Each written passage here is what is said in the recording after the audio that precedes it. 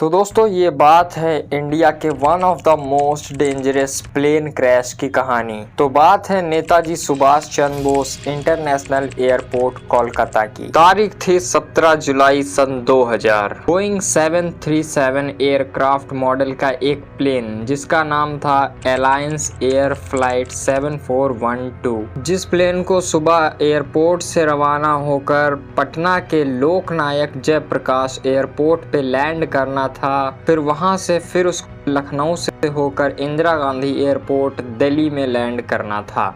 इसमें 52 पैसेंजर और 6 crew members थे।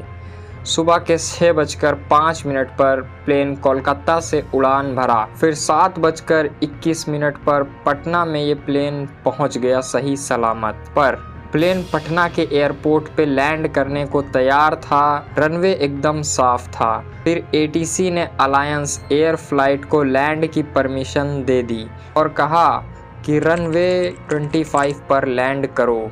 7:26 प्लेन करीब 4000 एल्टीट्यूड पर आ गया और धीरे धीरे नीचे की ओर आने लगा और रनवे 25 पर लैंड करने को तैयार हो गया।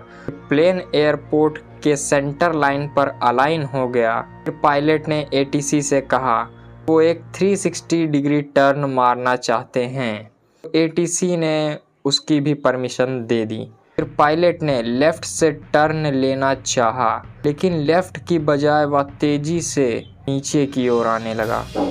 पायलट इस सिचुएशन को कंट्रोल नहीं कर पा रहे थे और 15 सेकंड के अंदर प्लेन एयरपोर्ट के पास एक खेत में क्रैश हो गया। प्लेन क्रैश की आवाज़ सुनकर एटीसी ने तुरंत ही इमरजेंसी डिक्लेयर कर दिया।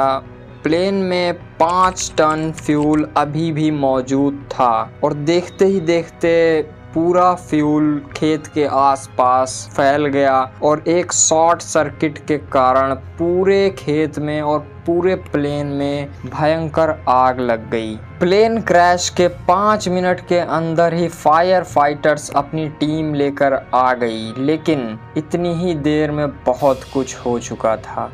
पैसेंजर्स की हालत बहुत ख़राब हो चुकी थी और फायर फाइटर्स तुरंत अपना काम करने लगे, पर आग बुझाते बुझाते इतना देर हो चुकी थी कि मैक्सिमम पैसेंजर्स अपनी जान गंवा बैठे थे। देखते ही देखते उस एरिया में इतनी ज़्यादा भीड़ बढ़ चुकी थी कि रेस्क्यू टीम को आने में और ज़्यादा समय लगने लगा। धीरे धीरे भीड़ बढ़ती गई, इतनी भीड़ बढ़ गई कि धीरे धीरे मिलिट्री वालों को भी बुलाना पड़ा भीड़ को कंट्रोल करने के लिए। कुछ घंटों में आग तो कंट्रोल हो गई, पर पैसेंजर्स के लिए बहुत देर हो चुकी थी। इस पूरे प्लेन क्रैश के दौरान सिर्फ एक पैसेंजर के अलावा कोई भी नहीं बच सका। फिर उन अध जले शरीरों को डीएनए टेस्ट करके उनकी फैमिली को बॉडी सौंप दी गई दाह संस्कार करने के लिए। ब्लैक बॉक्स की छानबीन करने के बाद बहुत कुछ पता चला कि किसकी गलती थी, क्यों हुआ प्लेन क्रैश, जो कि हम लोग अगले वीडियो में जानेंगे पार्ट 2 में।